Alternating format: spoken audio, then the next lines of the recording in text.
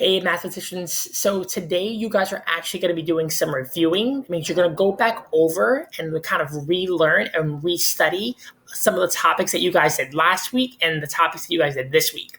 The reason we're doing that is because Friday you have a math quiz, and I really want you guys to do your very, very best and try to make sure you're doing as much you can by yourself. So today's a really important day to go through all of those pages and to kind of make sure that you understand all of the work. This is the day where you can get a lot more help from your big people or anyone who's helping, so that tomorrow you can do a lot more of the work by yourself. Now, some of the things you're going to be seeing, the first couple pages are to do with shapes, a lot with 2D shapes and putting those 2D shapes together, and then even a couple things with 3D shapes and how many sizes they have, how many vertices.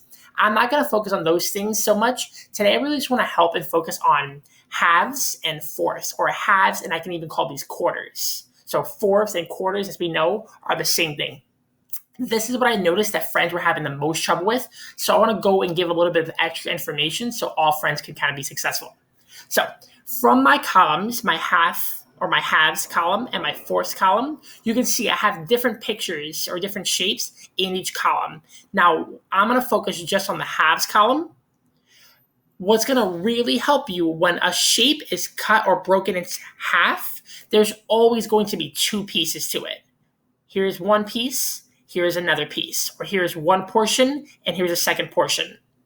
Halves always tell me that there are two pieces. We don't call it twos because that would sound kind of silly. We can call them halves because they're broken equally into two equal pieces.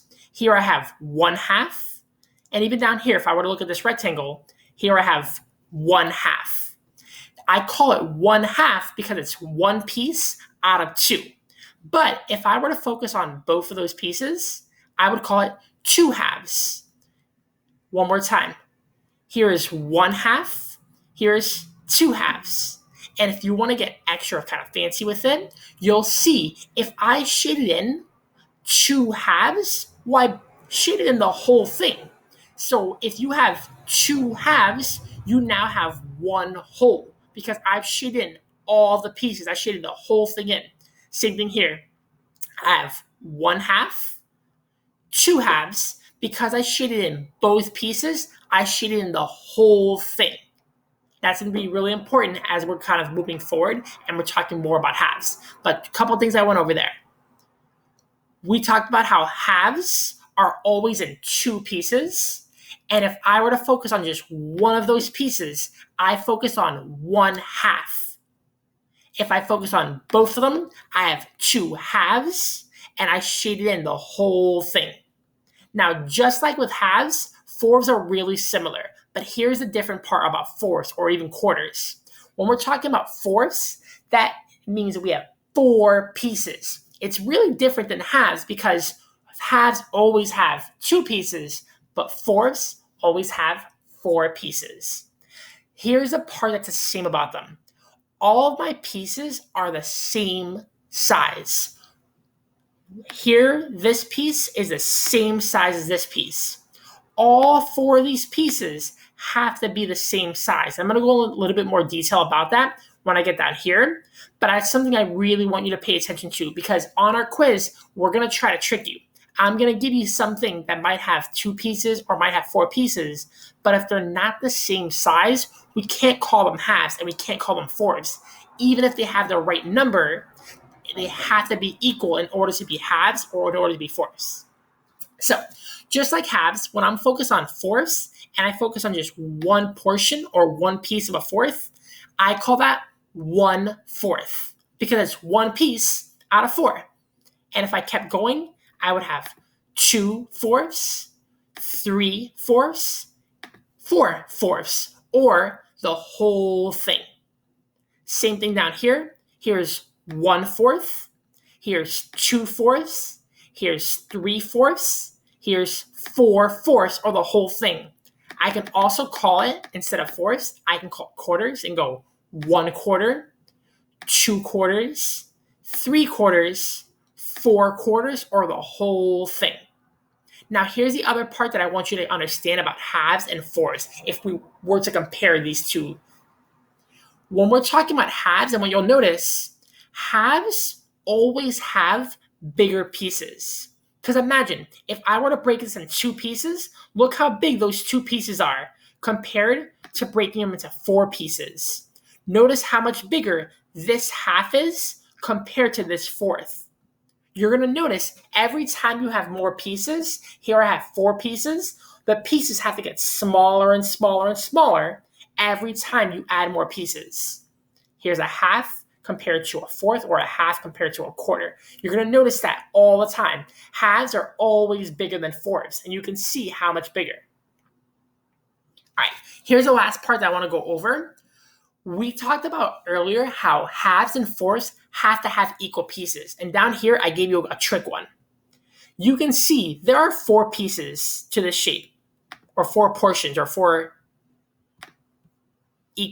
pieces, but they're not equal. You can see this piece up here is not the same size as this middle piece here. This middle piece is way bigger than this top piece, and it's definitely bigger than these bottom pieces.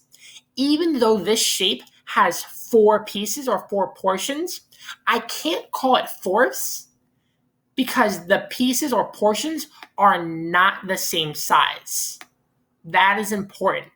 4 pieces or 4 portions is not enough. It has to be 4 equal portions. So as you're reviewing and going through those pages that have halves and fourths, I really want you to push yourself and ask, does it have 4 pieces?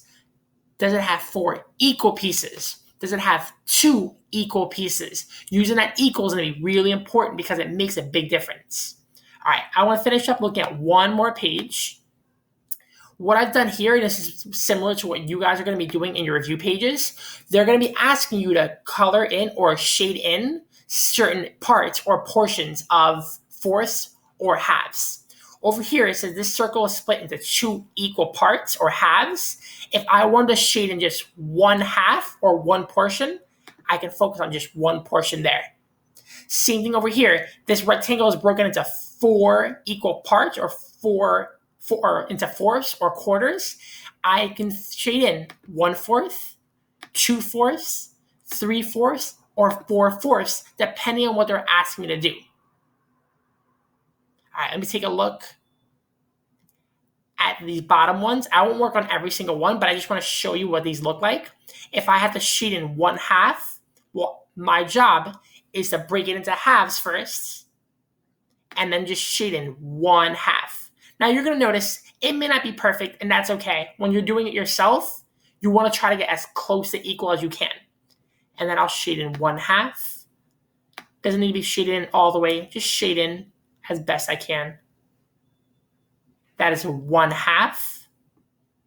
I'm going to skip this one for now and look at this piece here. This rectangle, I need to shade 1/4, which means I need to break it into 4 pieces.